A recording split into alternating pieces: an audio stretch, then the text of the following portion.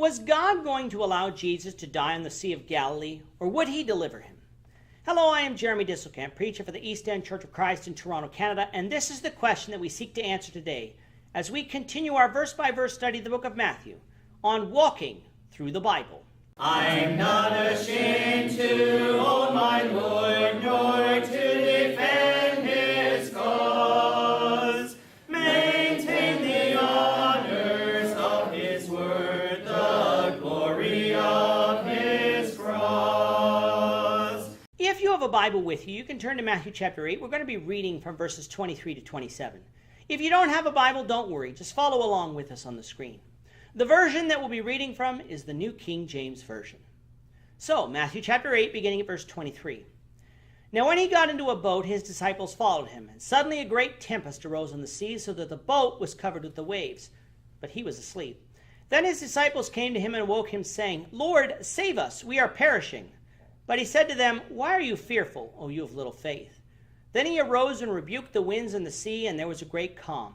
So the men marveled, saying, Who can this be, that even the winds and the sea obey him? Today's story is a continuation of what we read yesterday.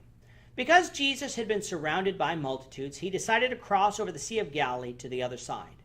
We can only presume that this was to enable him to get more teaching done, for usually when the multitude surrounded him, they wanted Jesus to heal them. We discussed how a scribe came to Jesus wanting to follow him, but Jesus told him that doing so would not be a glamorous life, because he did not own a home even where to lay his head. We don't read of the decision this scribe made. Then we have one of Jesus' disciples being told to follow him, but that disciple wanted to first bury his father, a reasonable request to many. Jesus told him to let the dead bury their dead, showing the man that following Jesus to where he was going was much more important than a funeral. All of this teaches us that there is a cost to following Jesus that we must be willing to pay if we are to be Christians. Which brings us down to verse 23 and Jesus finally getting to the boat. His disciples followed him on the boat, and they began their journey across the Sea of Galilee. The Sea of Galilee itself is located between the Galilee region on the west and the Golan Heights mountainous region on the east. It's about 21 kilometers or 13 miles long by 13 kilometers or 8.1 miles wide. So in and of itself, this is not a particularly long journey, even though it would have taken the people of that time longer because their boats didn't have engines. However, because the Sea of Galilee was situated near those mountains on the east, it is known for its violent storms. And that's just what we find here. From Mark's account in Mark 4:35-41, we also find that they were crossing the sea at night, so it was pitch black out if they were in the middle of a storm. With the waves crashing into the boat and the winds howling outside, it's no wonder that the people were afraid. Yet here you have Jesus sleeping in the back of the boat, calm as could be. The disciples, fearing for their lives, went to Jesus and pleaded with him to save them, for they thought they were dying. Now these disciples had seen Jesus perform many miracles, but we don't read that they had ever witnessed him command the forces of the earth around him. We might say that they did have faith for believing that Jesus could save them. However, Jesus chided them for being fearful and having little faith. Why? Was it because God had guaranteed to save all of his followers, and since they were followers of God, they simply should have trusted that God would save them? No, for we know that righteous people die all the time. Now we could say that we don't read of the disciples praying to God for help, which is something that they could have and should have done, but that wouldn't guarantee that they would be saved from the storm.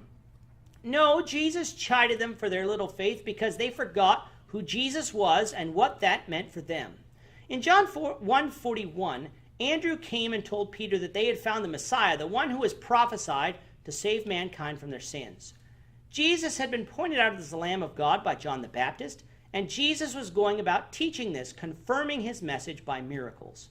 If Jesus was the Messiah, he was going to fulfill the prophecies concerning the death of the Messiah. These are found in Isaiah 53.